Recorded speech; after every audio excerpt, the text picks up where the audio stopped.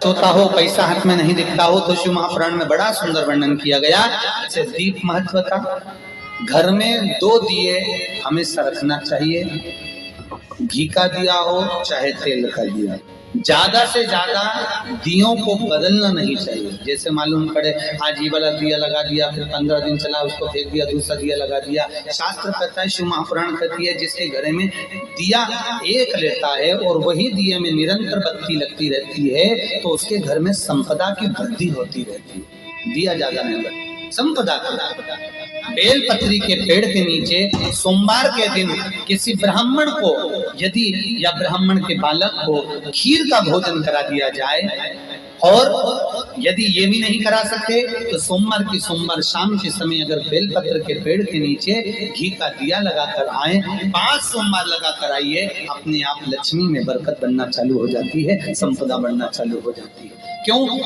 रुद्राक्ष का वृक्ष भगवान शंकर के नयन अश्रु से बना है, और बेलपत्री का वृक्ष माता पार्वती के नयन अश्रु से। इसलिए बेलपत्री के पेड़ के नीचे शाम को दिया लगाने से लक्ष्मी की प्राप्ति होती है।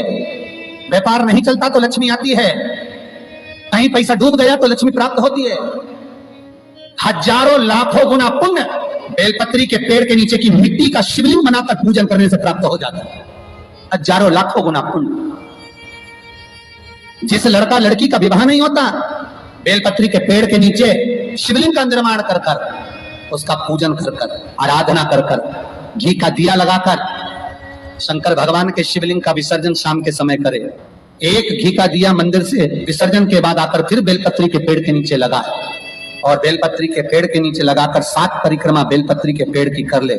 झोली पसार का प्रणाम करके बेलपत्री के पेड़ के नीचे की मिट्टी को सिर पर लगा ले और चले जाए। 3 से 4 महीने के अंदर उसका विवाह पक्का हो जाता है। महाराज ये साधारण नहीं है। लक्ष्मी तू इसके नीचे निवास, इस बेलपत्र के नीचे तेरा निवास है, तू यहाँ रहे।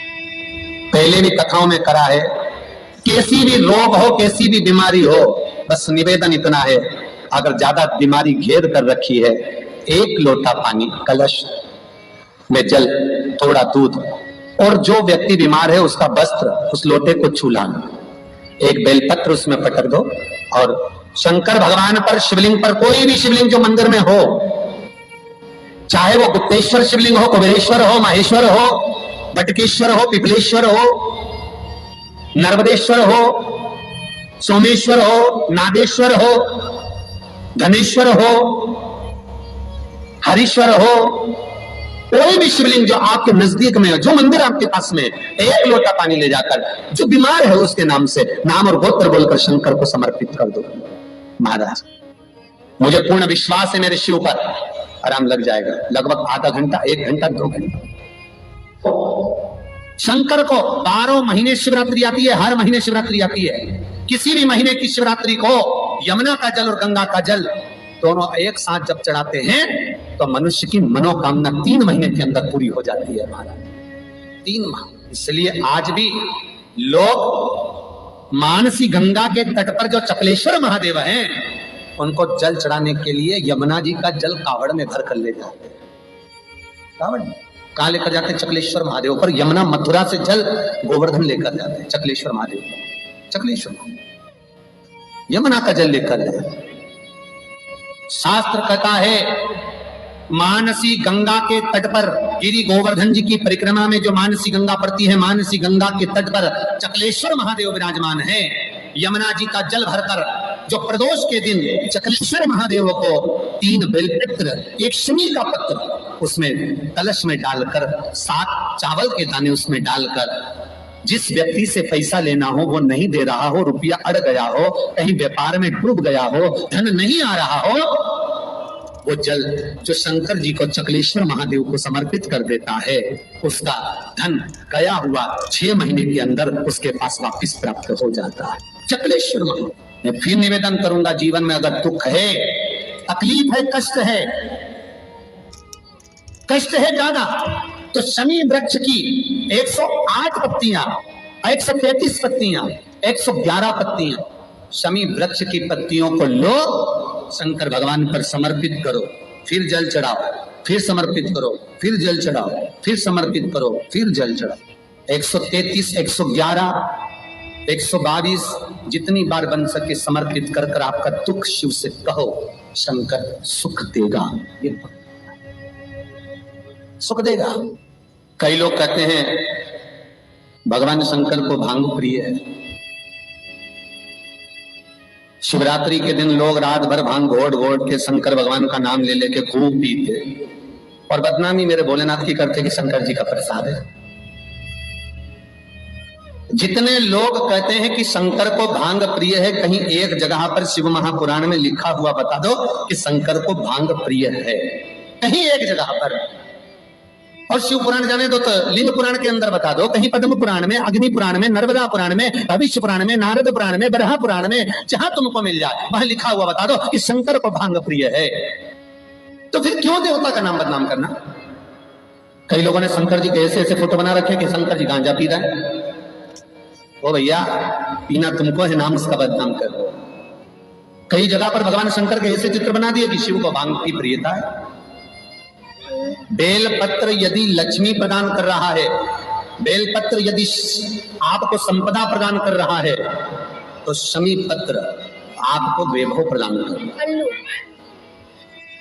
शमी पत्र आपके जीवन में सुख का अनुभव कर रहा है। शमी पत्र आपके जीवन में अटके हुए काम को सिद्ध करा रहा है। वैभव, कार्य सिद्धि, सुख, ये शमी पत्र प्रदान करता है।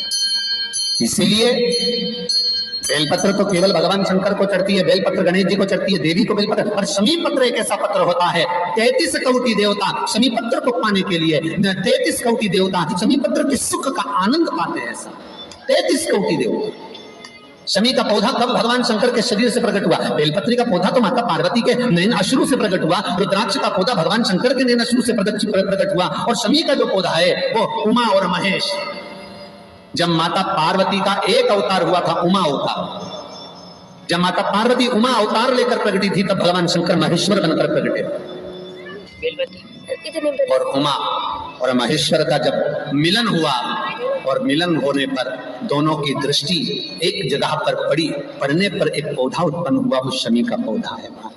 शिव महापुराण में वर्णन करा, स्वयं शंकर से, स्वयं शंकर भी सम्मुख में है। और अगर शिवलिंग की आप आराधना कर रहे हो, भगवान शंकर की अगर आप आराधना कर रहे हो, तो शिवलिंग की महत्वता पूर्णता में होगी। क्यों? शंकर मिलने आएंगे तो अकेले हैं, पर शिवलिंग की आप आराधना कर रहे हो तो ब्रह्मा, विष्णु और महेश, ये तीनों उसी में है। एक शिवलिंग में, आपको पहले भी कहा है कि शंकर का शिवलिंग जो होता है, उस शिवलिंग में नीचे का भाग ब्रह्मा है, मध्य का भाग विष्णु है और ऊपर का भाग शिव है। उसी शिवलिंग में स्वयं मां जगतजननी जगदम्बा विराजी है, उसी शिवलिंग में गणेश विराजे हैं, उसी शिवलिंग में कार्तिकेय विराजे हैं, उसी शिवलिंग में भगवान शंकर की 5 लड़कियां जया, विषहरा, शामरिवारी, दो देव ये विराजी हैं। उसी शिवलिंग में शंकर भगवान की छोटी लड़की अशोक सुंदरी विराजी है। संपूर्ण परिवार और 33 कोटि देवताओं का जो आराध्य देव है ब्रह्मा, विष्णु, महेश, वो तीनों शिवलिंग में। ये पूरे भूमंडल पर, ये पूरी पृथ्वी पर शंकर जी की बड़ी बड़ी मूर्तियां नहीं मिलेंगी मंदिर के अंदर। राम जी की मूर्ति मिलेगी, भगवान कृष्ण की मूर्त मिलेगी, जगदम्बा दुर्गा भवानी की मूर्त मिलेगी, दत्त भगवान की मूर्त मिलेगी, शनि महाराज की मूर्ति मिलेगी, नरसिंह भगवान की मूर्ति मिलेगी, पर भगवान शंकर की कोई मूर्त मंदिर के अंदर नहीं। शंकर का शिवलिंग मंदिर के अंदर मिलेगा। क्यों? क्योंकि शंकर कहते हैं मेरे लिए ब्रह्मा, विष्णु, सारे देव मेरे अपने हैं, मैं इनको छोड़ नहीं सकता, वो मुझ में रहे। पर शिव महापुराण की कथा ये नहीं कहती कि तुम घोट घोट के पी जाओ।